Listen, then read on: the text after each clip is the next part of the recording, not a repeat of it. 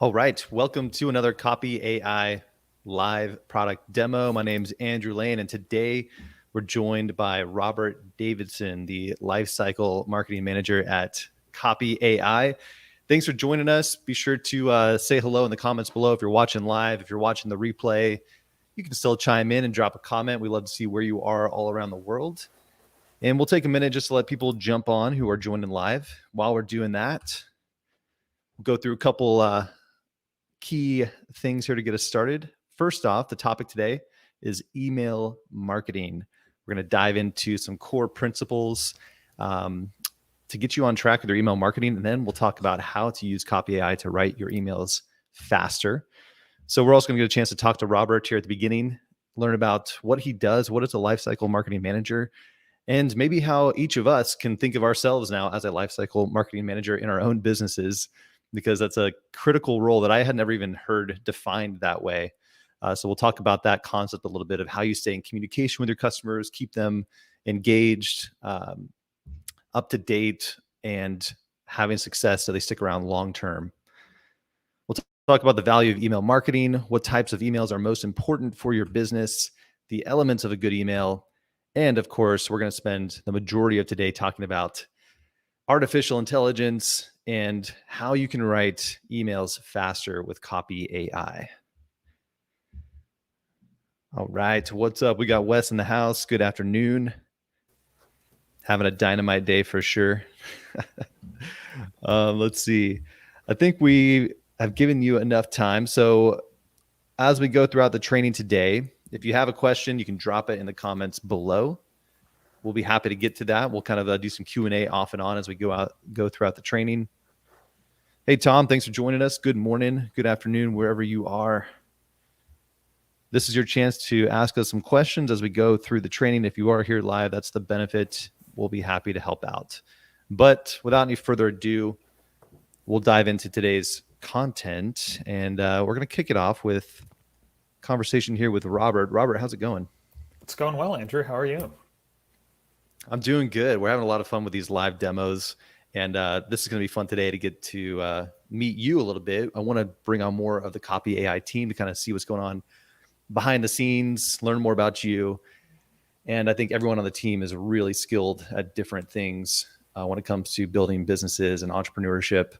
So I'd love to hear more about you, how you got into lifecycle marketing and what that means, and then what you do at Copy AI.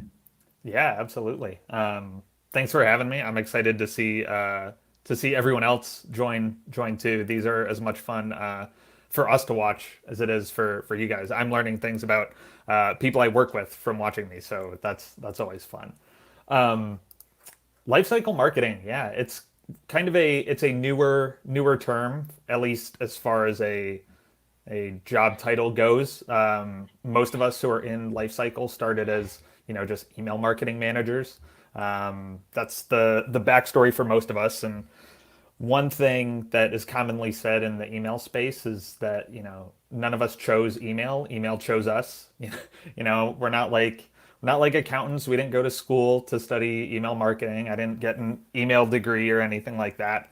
But it's a really interesting field, and largely because it's kind of a jack of all trades position. When you think about email, there's a lot going on there. Someone has written the copy, someone has designed the graphics, someone has likely built out some kind of architecture in the back end that may have automated that sent to you. Maybe they hand coded that email. So there's a lot going on there, and that's kind of how I found my way to it. I'm a journalist by degree. Figured if I couldn't write or talk about sports for a living, I figured if I couldn't play them for a living, I'd write about them or talk about them for a living. And trying to make myself as employable as possible, I kind of just picked up all of those various skill sets, had the writing, graphic design, some light HTML, and kind of just made my way more from a sports media side all the way into marketing. And now I'm full on digital marketing life cycle all the time and loving every minute of it. And what's really cool, I'm a huge sports fan myself. So what's your background? Like, how'd you get into marketing? I'd just love to hear more about that, like real quick. Yeah, absolutely. So I mean, with sports in particular, like you have some experience there. Yeah. So I was fortunate enough where my high school had a television station. So I did a ton of broadcast work in the seasons that I wasn't playing sports. I went to school to study broadcast journalism. Went to a very large school, realized I was not going to get any airtime until like my junior or senior year, and I figured I'm not going to forget how to speak, so I might as well learn how to write. Switched to print as the print industry was completely dying and newspapers were shuttering left and right. So that's kind of why I realized, all right, I need to be as employable as possible. And wanting to work in sports, it's a super visual. I mean, that's why we all enjoy like sports, the drama, the visuals, the action. So when I left school, I worked in minor league baseball, I'll say during and after school for about 5 consecutive seasons. And I ended up landing my dream job with the hometown, now that the World Series is over, Cleveland Guardians. It's now officially that. 2016, I was with the team in the press box every single day. They went to the World Series, and that should have been like the absolute pinnacle for me. And it's a moment and a season that I will never forget. But it also proved to me that I wanted more out of life than sports could offer. I was at the ballpark for basically if the team was playing, I was working, and there's 162 games in 180 days, so it's a lot of work, and that doesn't include spring training or the playoffs. So then you could say downsized, and I moved from baseball to basketball and took over all of the email work for the Cleveland Cavaliers. Did that for 2 seasons. I was like, all right, this is better, but 82 games is still a heck of a lot. And that's when I moved out of sports so I can enjoy it more as a fan. That's amazing. That's Yeah. so cool. And I want to talk to you more about that in the future, because that's got to be some wild stories behind the scenes of all these professional sports teams. But let's focus on today's topic, which is email marketing. So I want to hear, I mean, you have a lot of really interesting experience with email marketing for these professional sports teams, but even like the minor league, and now with Copy AI, a software-based product. Can you tell us a little bit about just like why it's so important and how this, what role it plays in business and growth? Yeah, absolutely. So email is kind of it is one of the last permission marketing assets. You think about other other avenues for connecting with your customers or prospects in the marketing space, and you have all of the various ad platforms. You have SEO and search. You have your own website, but email is one of the only ones in which your customers, your prospects have explicitly asked you, hey, tell me more about this business. Tell me more about you. What I want to learn more. And I think that is it's an incredibly valuable position to be in, and not to be cliche, but with great power comes great responsibility. And these people have entrusted businesses and email marketers like myself with their sacred inbox space. Unlike Facebook, which could, we saw Facebook went down for a whole day and cost millions, if not billions of dollars to companies worldwide. That can't happen with email. Same thing with Twitter or Google's ad platform. With email, you own your audience, and it's something that they've asked you for. So it's a really unique opportunity. But at the same time, there are significant risks there, because once someone unsubscribes, they're gone. They're gone for good. So that's kind of how I think about my role and my responsibility in this space. And just one reason that email, above all, I think, is so incredibly valuable. Makes sense. And I think the trick is for a lot of small teams or solopreneurs to have to juggle that responsibility and this like big obligation of all this email communication, and how sensitive that might be or how critical it is. It can easily get pushed aside as like, oh yeah, that thing I have to do last minute. And I've done this myself over the years. Like I gotta get around to writing that email. And it's just it's if you don't have a plan or a strategy, I find it's really hard to like make that a big priority in your business.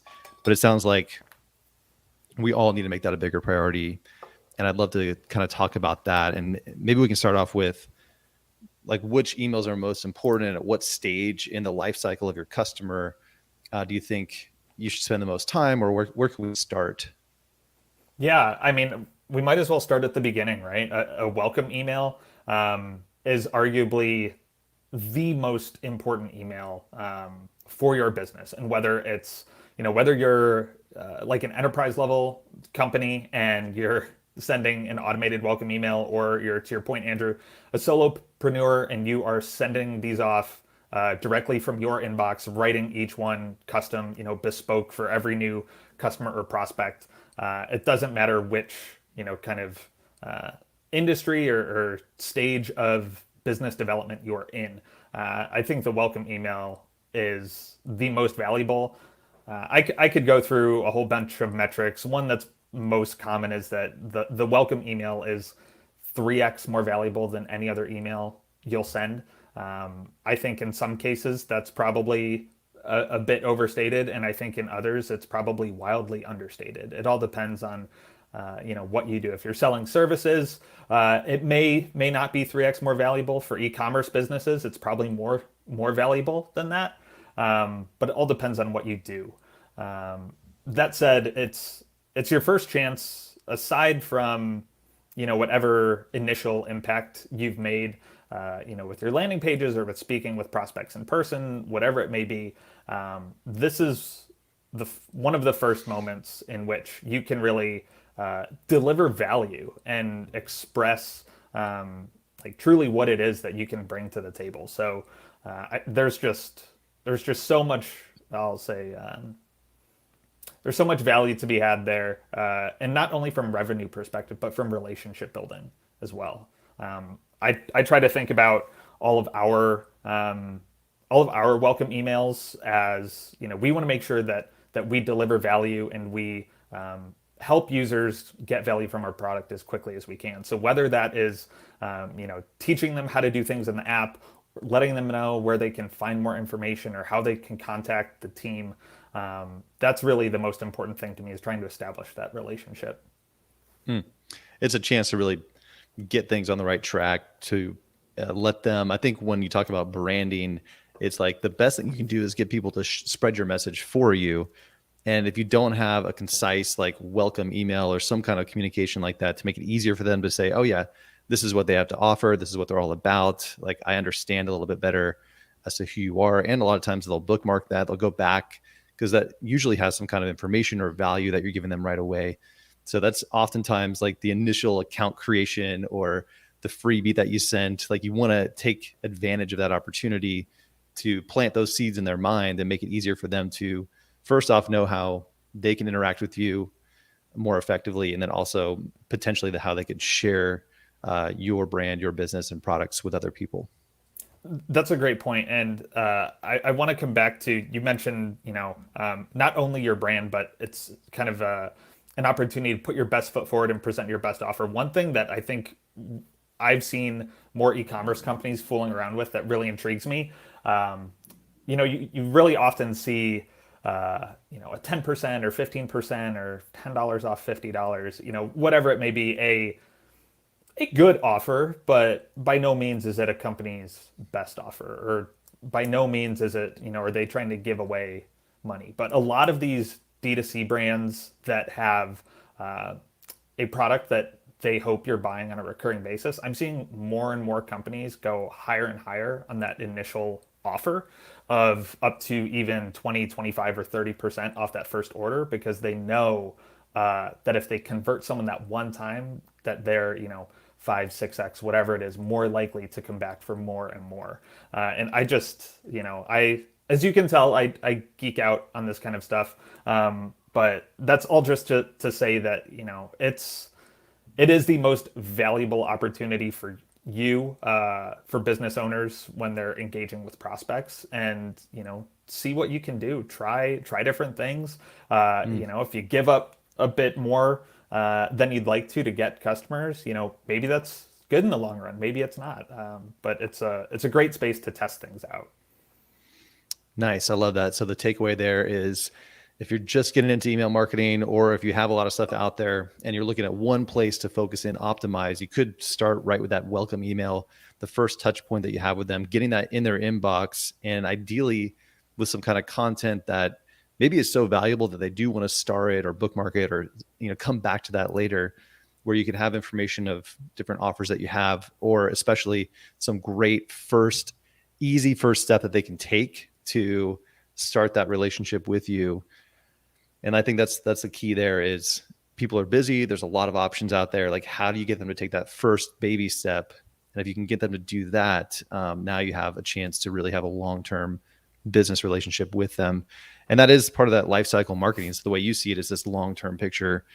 And it sounds like we all need to focus a lot more on that initial interaction, because if they see it, there's not much there for them, and they just bounce, like, you've missed all those potential future offers that they could have seen, but now they're not going to be as interested, or they might just unsubscribe. Yeah, you summed it up really well. Inertia is real, and especially for customers when we're in our inbox. We all have these companies.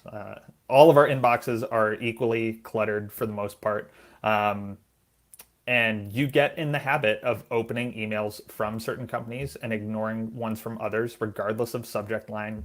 And once, that's it. Subject line and from name, that is your only chance to make an impact. You have to get past that gate for the content to really matter. So if you miss the mark in those first couple emails, you might be toast. So on that point, let's get into some of the elements of a good email.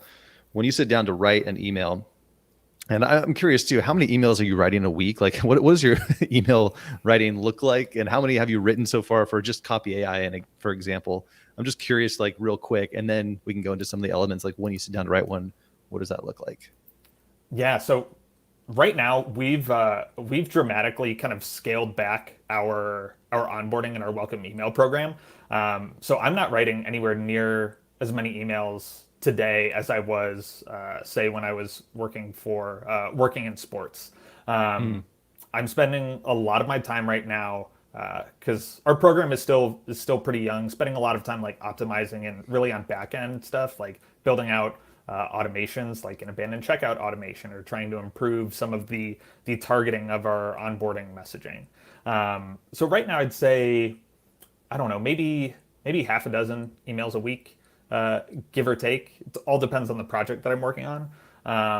But when I was in agency life, it was, it could be 24 plus in a given week. When I was working in sports, more specifically, because I find this kind of fun to think about now that I'm not in it. But when I was with the Cavaliers, there were about 10 different in-house stakeholders, brands. So minor league hockey team shops, arena shows, all that stuff. I was the one doing it all, and I would have like 30 to 40 emails per week to get out. So that's a lot to design and write and deploy and monitor and all that good stuff. Wish I'd had CopyAI back then. I'll say that. What was the next part of your question, Andrew? I got kind of hung up on the number. No, that's awesome. That's good to know, because I'm just wanted to give everyone context of how many emails. Like, this is what you do, and you have a lot of experience doing this. So, from all that experience, what does it look like? Like, what are you most concerned about when it comes to the structure of an email, or what is in the email? Like, are there just off the top of your head? I'm just curious if there's any big takeaways that you think about. Yeah, so I start with a goal in mind. Like, what do we want the end user? What do I want the recipient of this email to do? Do I want them to buy this thing? Do I want them to learn this? Do I want them to come back to the app? There's a very specific thing. There's a very specific goal of every email that you send. And if there isn't, you should probably reevaluate your program. But I always start with that goal. What do I want this person to do? Everything else flows from there. And so I start top down. Then I figure out, okay, so let's say we're putting out a new feature for CopyAI. The number one goal is to inform people about the feature. And then I would say goal number 2, maybe 1A, is get them to test it out, get them to see it themselves, get them back into the app, to experience, the magic of this new feature and see how this changes their workflow. So Let knowing me that that's pause like, real quick. yeah, I think this go would be ahead. fun to log in and start taking notes as you write this out. So I'm going to share my screen, and we're going to log in and start to document some of the core pieces that we need, and then we're going to start using CopyAI to write this stuff up. So I think this will be a good time to get into the app here. Are we calling it an app? I think so. Yeah, that's Application, yeah, software, platform, tool. It's like there's so many different names. All it's right, a so we're web app. creating a web app. Yes, a new project here, and we'll just call this email marketing today. We're firing up here. We're in Copy AI, and just so if you guys are new, you've got a basic setup here. You can create a new project. We're in our workspace, and on the left side are all the tools that we could use, and we'll probably focus a lot on the email/letter tools today, but we'll also talk about other tools that could be really useful in your email marketing to speed things up. And then, of course, we have the generator right here in the middle. And on the right, you have this optional editor. So I like to take notes and create an outline when I start a new project. And in this case, let's just say, email outline. And I like to go back into what you were saying. Yeah. And this will be So kind of the duration of today's training. Everyone is we're going to get in here and just create some stuff, and then we're going to do an actual we're going to write an email from scratch, and we're going to time ourselves and try to do it in 15 minutes. So Andrew let's wanted to start do off it with in the outline. 10, but I told him that that's too tight for me. I'm a bit particular, but we'll see. We'll shoot for Nice. that. We'll see what we can do. Maybe we'll set 15 and we'll try to do it in 10. But let's get Yeah. the outline and kind of talk it out first, so everyone's kind of on the same page with when we all sit down to write emails, what's most important. So let's focus on that. You mentioned what is the call to action, or how did you describe it again? I tend to think of it as what is the goal? What do I want the recipient to do? So thinking about just a few different emails, an abandoned cart email, obviously we want that person to go back and buy the thing. If it's an update about like a feature update, we want them to check it out. If it's just a newsletter, then maybe all we want them to do is read it. So at that point, they're just reading it and closing it out, and hopefully they enjoyed it. But there should be a very specific goal or action, and you want to keep that to one, maybe two things at the most. And I will say, if it's two or more, only one of those things can happen outside of the inbox. So, for example, coming back to this kind of feature update idea, the two goals are: one, we want them to learn about this feature; two, we want them to test it out. So they learn about it in the inbox. It all happens right there. Two, we want them to go use it in real life. The moment someone leaves their inbox, they're not coming back to your email. If you put 18 links in there, there's a serious kind of power law in effect where the most valuable piece is going to get exponentially more engagement than number two and number three. So that's kind of just a way to think about how you can accomplish these goals within your email. Nice. So let's kind of do this at the same time. Then we will. You mentioned the email we're going to write today in the demo is introducing the new. Is it? We're going with what's the name of it? Pretty sure we're going with Supercharge, one word. And I am stoked about Charge this. feature.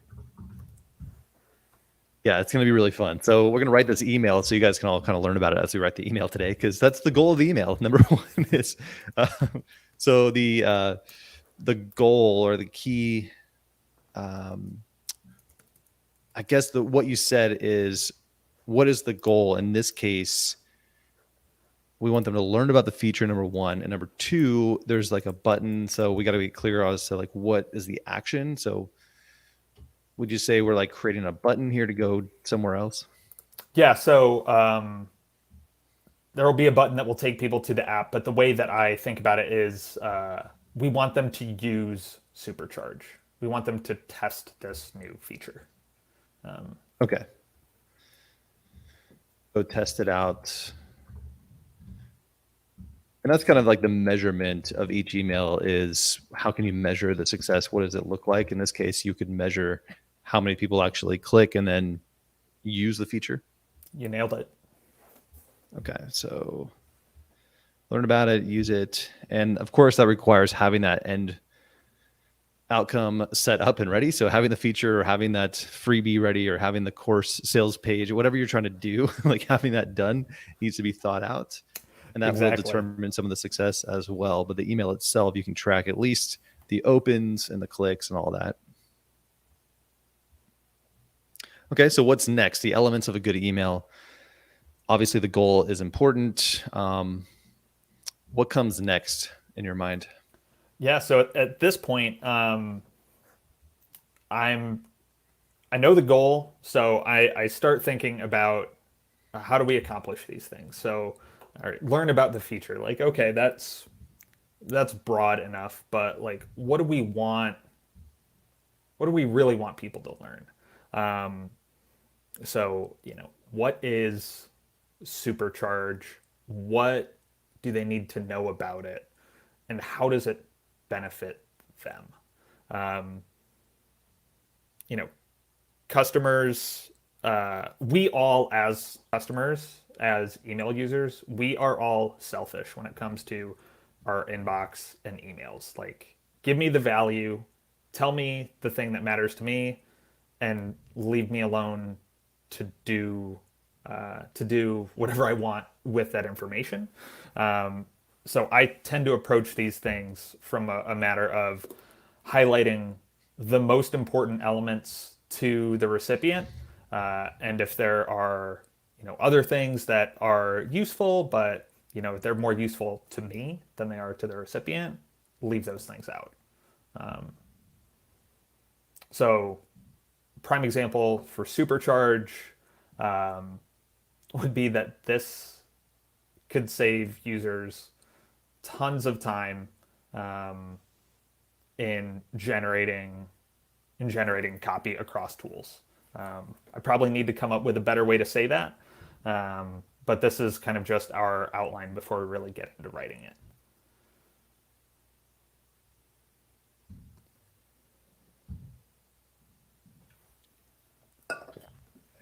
So we are mapping this out. So I love getting into your mind a little bit and giving us some structure on what a good email looks like. And then we're going to apply all this to today's example and then use CopyAI to write this up. So what's the goal? When you sit down to write your email, what's the goal? What do I want them to do? I guess it would be like learn and or do. Mm-hmm. Would you say feel as well? Yeah, I tend to not think about it in that context, but Okay. that's I think that's more you just identifying a gap in my process, Andrew. So thank you, because that's critical. And I mean, yeah, ultimately it is that feeling that we get when reading an email that really matters. Like, oh, I feel empowered by this feature, or I feel excited by this feature. That's what's going to move the needle. So I think that's well said. Nice. Okay. So then the key action in this case, we're going to have them go test it out. Yep. How do we accomplish this? So it's going to be showcasing, like getting them to understand the concept. The benefit is really the key here. And we're kind of alluding to some of the tools that might be useful in Copy AI. If we focus on benefits as a way to get them to take action, do you ever focus on the pain points when you're thinking this through, like maybe what would connect with them or in the email subject lines? Yeah. So thinking about tying it back to some of the tools, I have long been an advocate for the pain, agitate, solution copywriting framework. And I find it to be incredibly useful in email in particular. So just thinking broadly, we can go deep on this later if we want, but thinking broadly, you have your subject line, your pre-header text, and then the copy of your email are all places where you can make your argument. And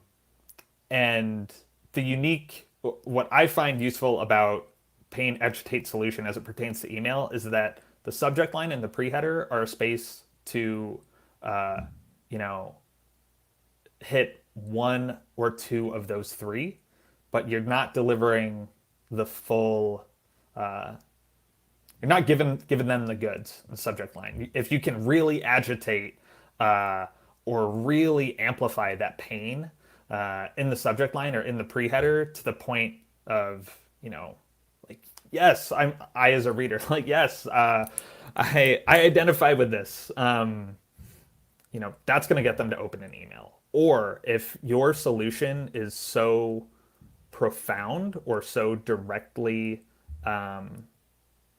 so directly tied to the pain, you know, there's an opportunity to use the pre-header text because you've made them do a bit more work by reading past the subject line into the pre-header text.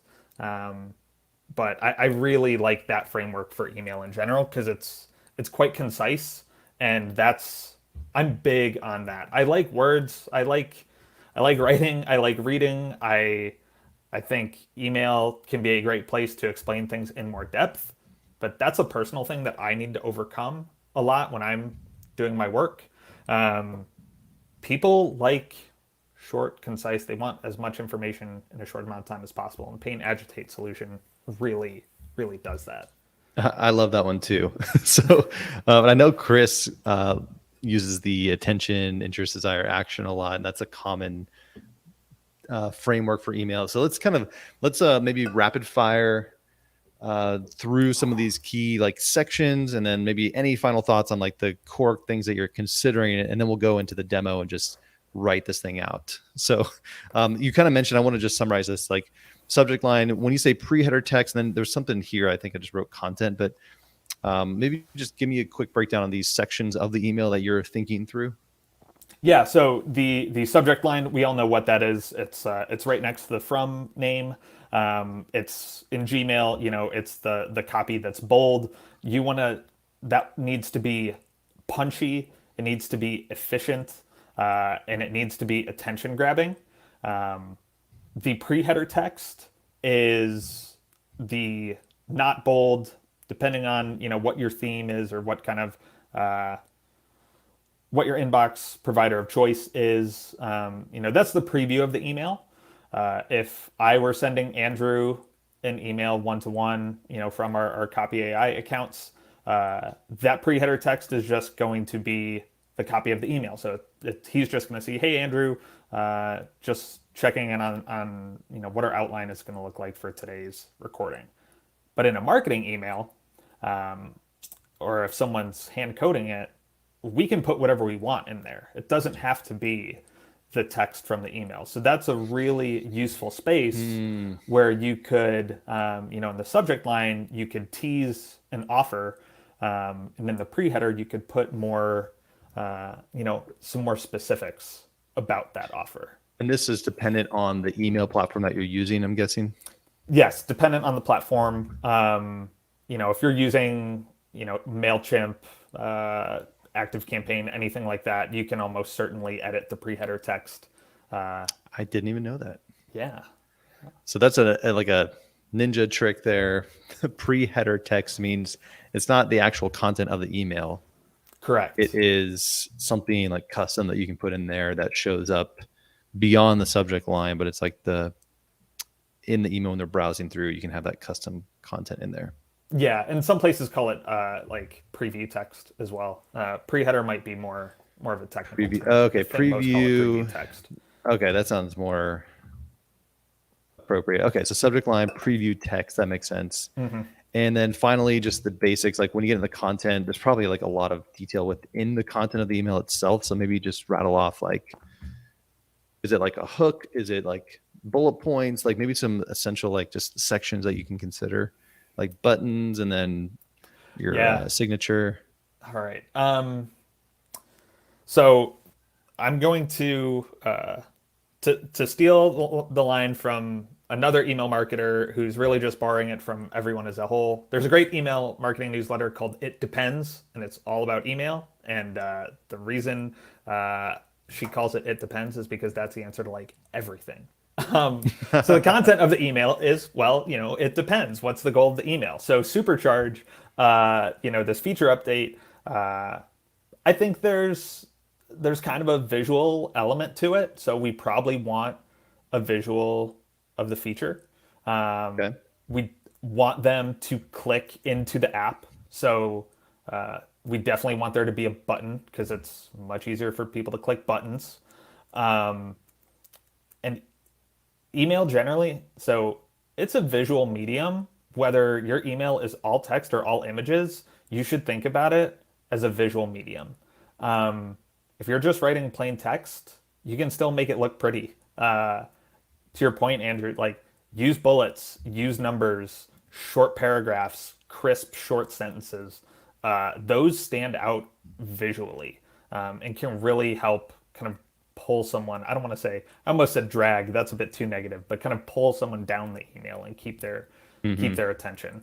There's a reason news articles and journalists write in short paragraphs, and it's because it keeps the momentum going.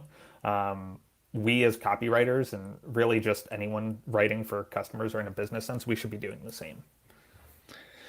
All right. I think we've done enough theory. Let's go ahead and write this thing up.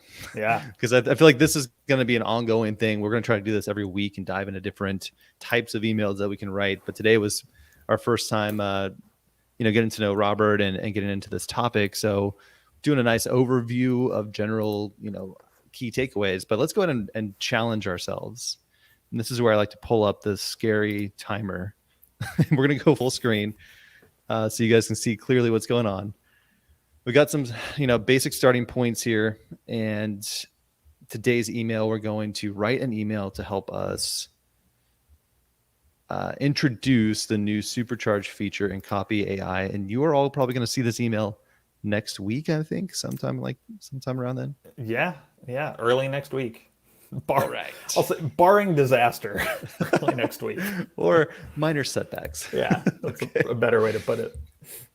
Okay. So before we dive in, let's talk about the tools that you might want to use to get things going. So are there some, we'd mentioned, so we don't have to talk this out during our timer, but like tools we will experiment with. Yeah. So pain agitate solution, big one. Feature to benefits is really useful for me. I'm just scrolling through some of the tools here. I mean, we actually have email ones, so we could look at. We do. Like any of these relevant today? I think they're not. I think they're not particularly relevant to this case. Catchy email subject lines. We should touch on that. I'll briefly say I'm not a huge fan of this tool, and I am working with Chris and other members of the team to really, make some drastic improvements to this. But I'll share some workarounds for subject lines. Sentence rewriter. I'm constantly using that. Simplify sentences can be useful as well. What is that? I'm curious. I did not even use that. Yeah. That helps with just ruthlessly editing, which is kind of my process, like more or less word vomit and then edit ruthlessly until you get to the most important language. Bullet point to paragraph is another one that I use in writing constantly. And then there are some others that I much more use for subject lines and preview text. We can list those now if you want, or we can touch on them later. Write it out. Which ones? Okay. The landing page hero text under website copy, question generator, subheader, and then the Facebook and Google headlines are also useful. And the main reasons that I'm pulling out these is because they all do, for the most part, they all do a very good job of keeping the outputs short, and that's critical for effective subject lines and previews or in preview text. So these can give some really punchy, witty, impactful short statements. And who doesn't love a good question for a subject line? You ask a good question in the subject line, that email's gonna perform pretty well. But I try to use that one sparingly. Can't always be asking questions. Nice. Okay, so I think we've got a lot to work with here. I'm going to start the timer, and we're going to try to hack away at this and write up an email. All right. All right, you ready? Let's do it. All right, we're going to, let me just write it up here. The goal is to write it's kind of a promotional / educational email. What would you call it? Yeah,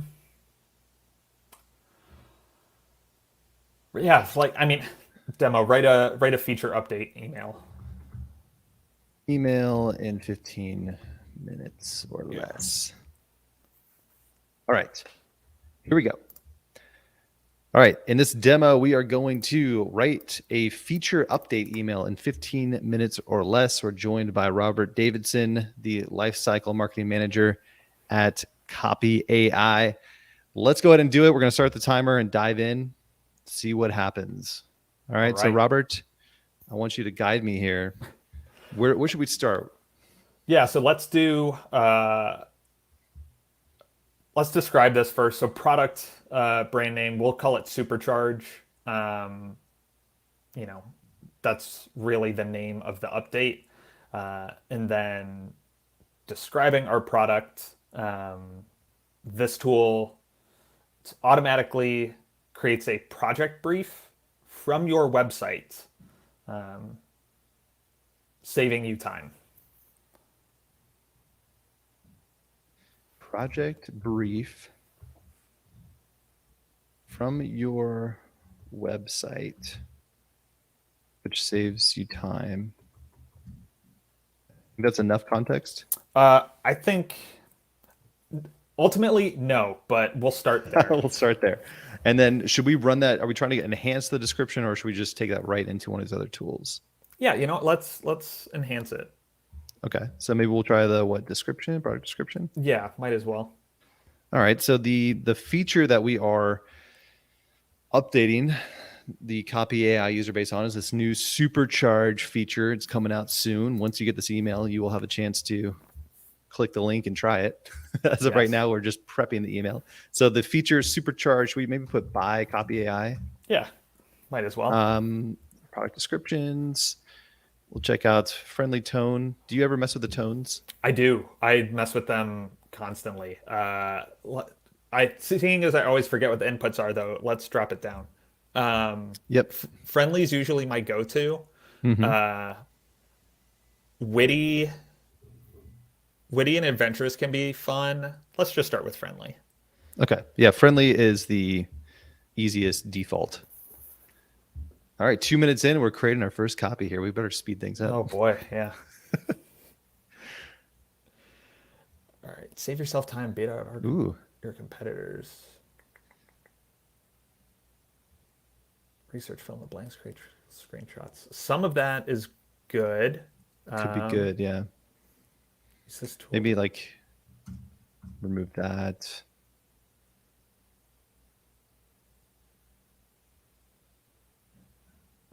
From having to just remove that.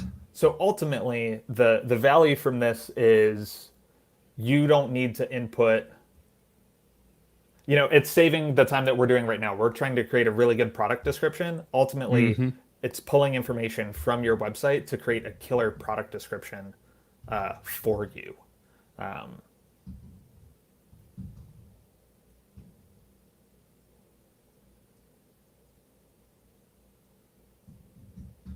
and we'll write a great product description for you. Okay, so that might give us more context, and maybe this is enough. We just hack away at like a basic description. Would we want to say anything else, like this is now available, or Yeah. So, um, I like to what I've found is yeah, finding like writing up a really good input is going to make everything else easier. So when we run it through these other tools, we don't really have to change the input hardly at all. Have you right. tried that yourself or seen that same?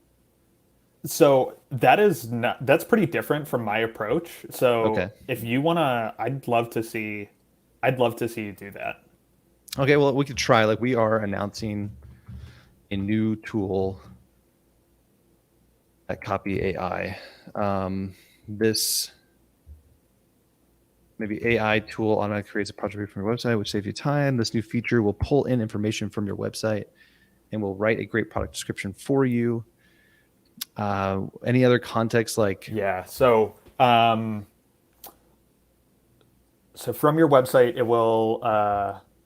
You can pick out what you need here. It will yeah. identify the unique aspects of your product, your target audience, your brand voice, and the primary call to action.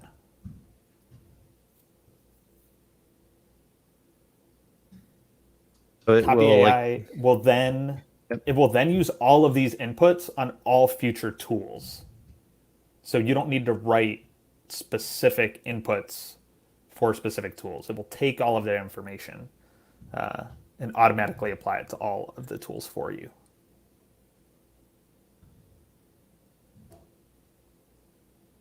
to write like what's branded content to market your business. Yeah. And then maybe find unless you want to say something different than that.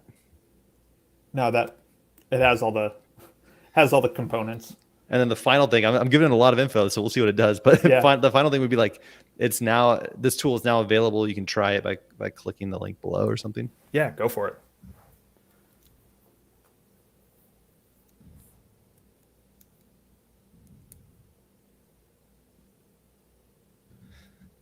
So I call this like just brain dumping everything that I might want to include in the email, just getting it in here in a few sentences as an input.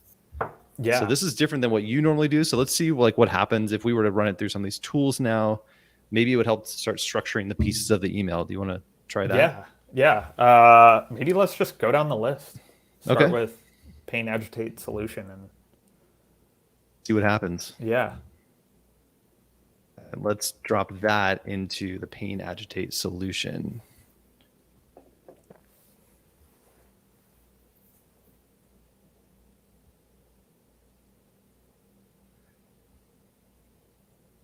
It's pretty similar.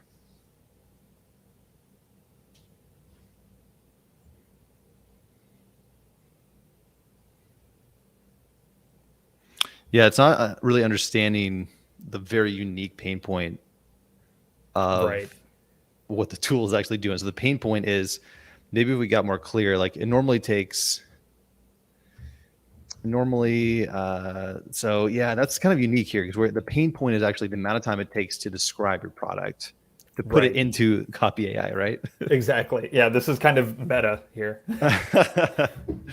um, Do I owe Mark money now? Is that how that works? Do I owe Mark Zuckerberg money for saying meta? Meta. Oh Yeah. man, yeah, who knows? Let's try. So maybe just like is the pain point, if we were to just kind of paste this over here, maybe use it later. I want to see like if we were to try to get it to help us explain this pain point, describing, let's see, identify how about this? Describing the unique aspects of your product, target audience, brand voice, primary call to action is difficult. It can take a lot of time and energy or something like that. Mm-hmm.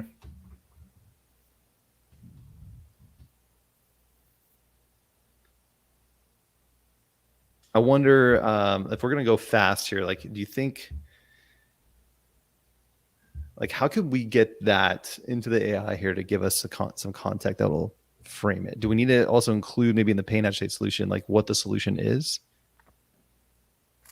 Possibly. Maybe if we just grab this part of it.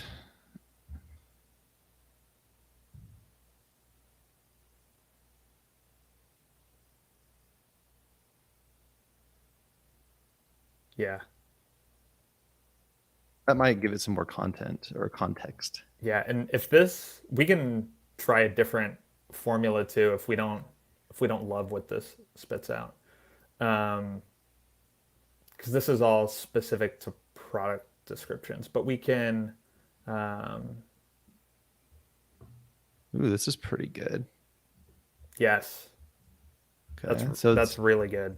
And we don't need a lot of copy solution. for this email. Okay, so the maybe just pieces of this, the pain point. Yeah. Um, So,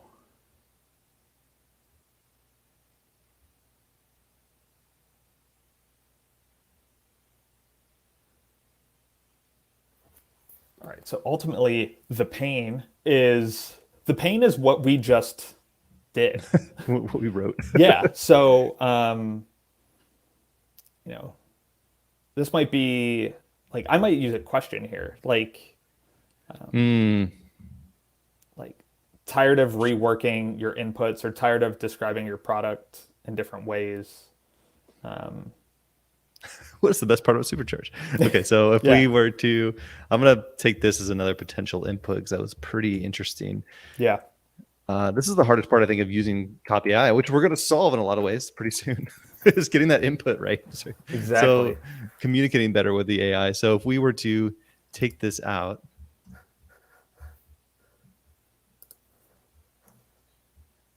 all right, so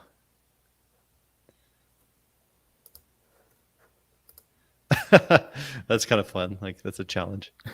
That's for sure.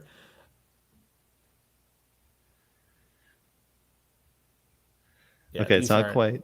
Yeah, so let's see. We've tried a couple tools here. The pain agility solution actually got us a great solution copy.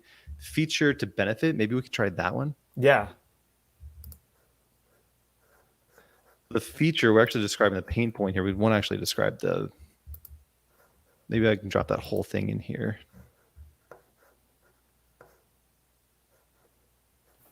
Okay.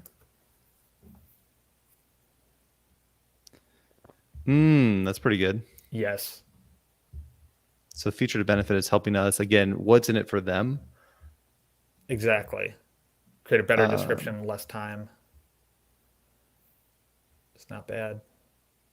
we just made it save 50%. That's a pretty good benefit. Yeah. I like some of these. Did I do the wrong one? Here we go.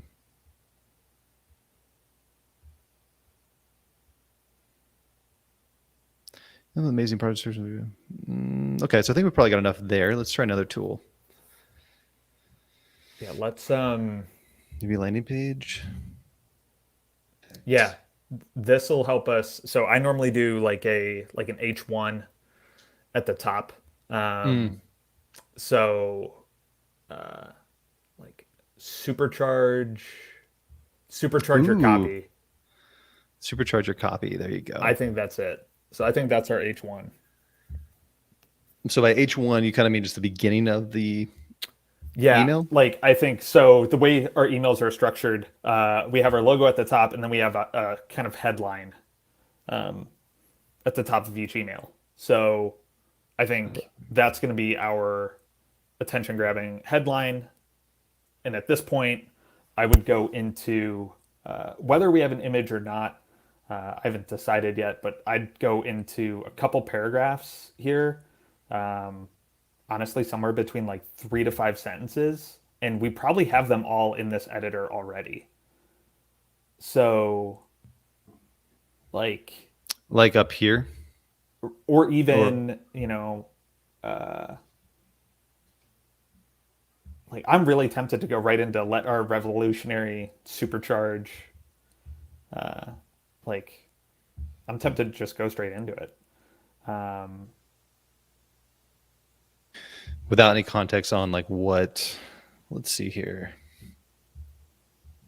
Maybe that line, like now you can.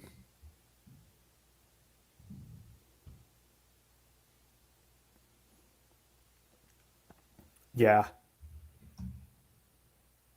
Yeah. And Is that product like, descriptions, I mean, aside from it being our default tool, it is one of the most used ones that we have. So that's a good selling point for us. Um, Let our revolutionary Supercharge feature do the heavy lifting for you. Simply paste in your website URL and let us generate colon. okay. So now bullet point. Yeah. And what are the things Yeah, we kind of wrote them down up that I here. said? The target audience. Okay, here we go. Yeah. This is good, everyone. You're going to see this email pretty soon. We're doing it in real time. Always takes longer than you hope. We're almost at 15 minutes, but we're pretty close. We are close. Primary call to action. And we can say, I mean, it generates more. Those are the most important things. Mm-hmm. It's my opinion, though. So at this point, um, now we just need a call to action. So Okay. see for I yourself. might try. We did the attention, interest, desire, action. Ooh, yeah. I love the actions that it generates here at the end of each of these. So we're using the AIDA, attention, interest, desire, action. You see it right there, action at the end. Try it out here. Ooh, even like the interest. This is a good tool here. So that's perfect if you're looking for.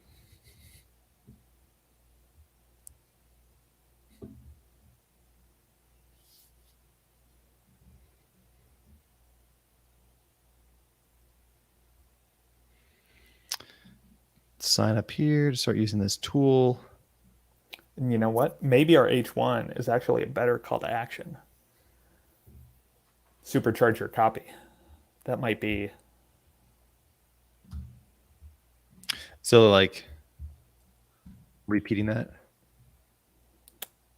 Yeah, Or I'm not opposed. I try to not repeat, but that's a personal thing.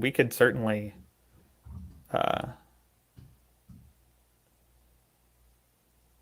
we could certainly give it a shot. like maybe something more.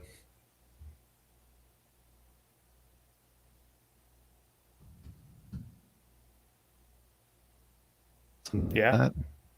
Yeah. I like that. And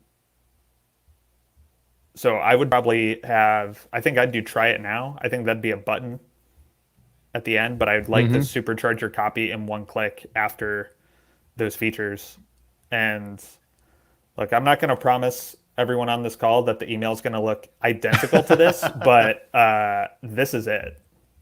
What about any? I think I'm starting to see why Chris loves the AIDA tool to write emails because it is giving us some pretty good different angles. Is there any piece? Would you consider adding a little bit more somewhere like any of these pieces? You can. Thought I saw some good stuff. Mm-hmm. That's Like not that bad. line.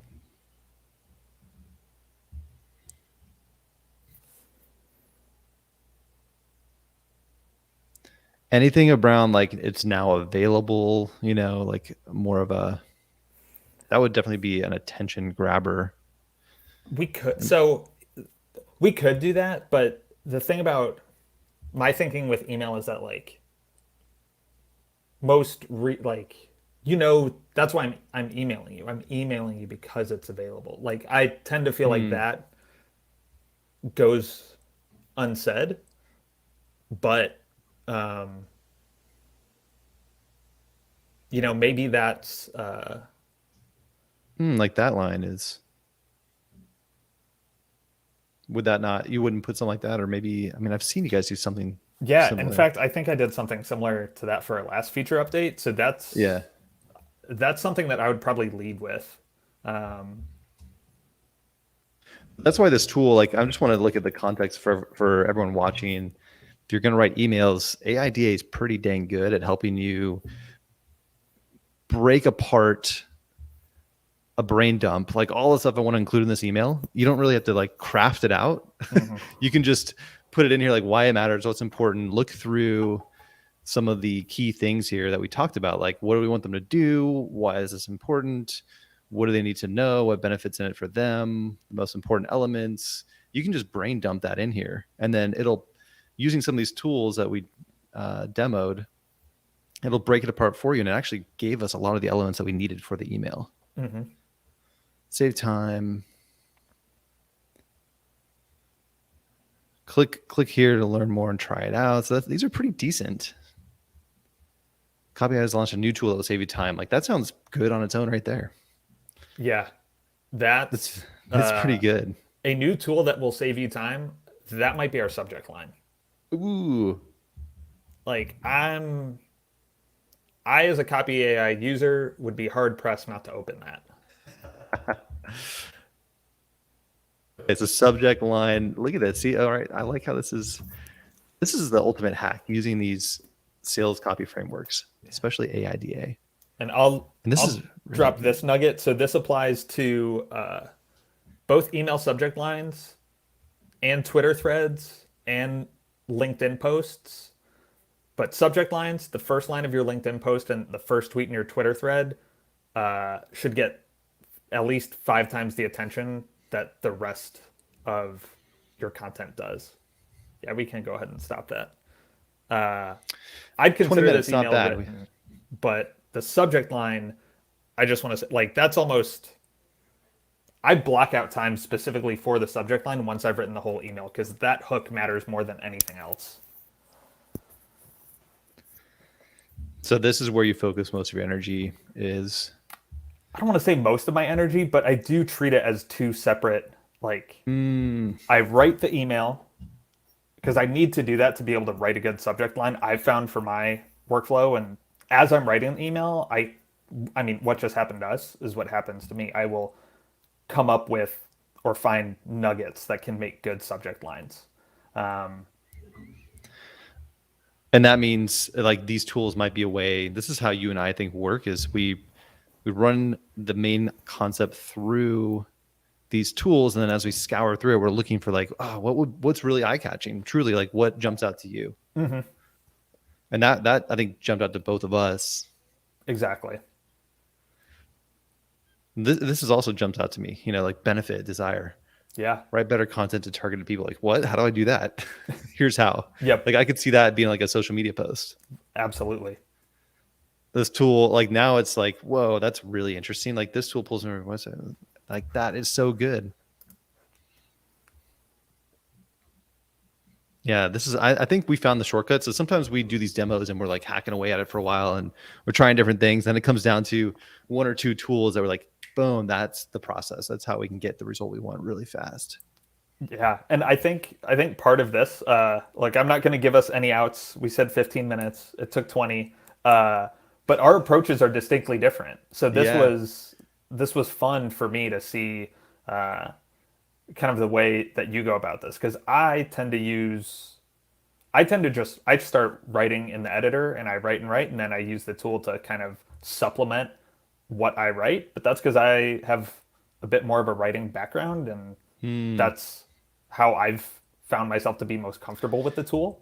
Whereas this, so you kind of, yeah, you start here, like writing out like the pieces is what you're saying. yeah, like I treat the editor as, like my Grammarly or Word doc or Google Doc. Got and it. I start writing in there and then use the tool to supplement or, if I can't find the right phrasing for something.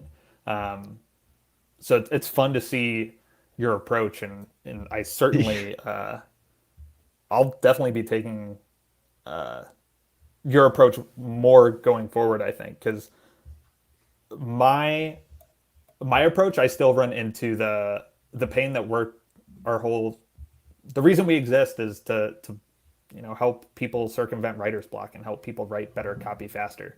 And my approach still leaves me vulnerable to that. So Well said. Well, I think this is why it's so fun to do these in real time and document it. So what we're doing also, the recap at the end of the week, I'm going to try to go through all the key takeaways from the week and like run through another like 10-minute test to see if I could do something similar, like on my own, based on what we learned today, to really crunch down that process that we went through. So it's good to hear from you that you think that might be a better way of doing the real brain dump and thinking through, if we have a checklist like this, like what do we need to have in this email? What kind of talking points are going to be really essential to get across? And if we can plug that in just kind of gibberish, brain dump, like make sure we tell the AI all that stuff, it can pull that out and help us craft it in a really compelling, logical, structured, interesting, eye-catching way that you could then kind of go through and pull out what jumped out to you, put it together into a beautiful, concise email that gets the job done pretty quickly. Yeah. Well said. Sweet. Well, we're at the hour, so I will wrap up. Thanks for joining today. Let me go here and get us on the screen. Wes, let's see, TC said he's starting a newsletter, so this is timely. Yeah, I think you can take a lot of good takeaways from this training.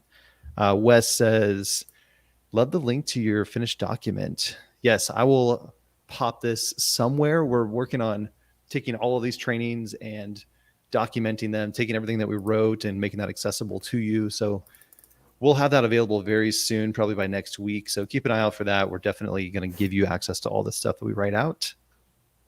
And the worksheet would be great to have as well. Expand on that for me, Wes. I want to follow up on that and see what you mean by that. And we could, so maybe like a breakdown or an outline of what you need. I think I know where you're going with that, but I want to follow up on that to see how we can improve the editor to make this easier for you. Yeah. All right, guys. Robert, I'll let you go. Thanks for hanging out. Thank you, Andrew. This was a blast. Looking forward to next week. Yeah, we'll do it again. I think we'll get faster and faster every week.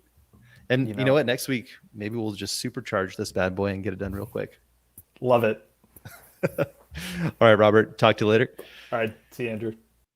And I'll just wrap up real fast here with a couple final thoughts for all of you.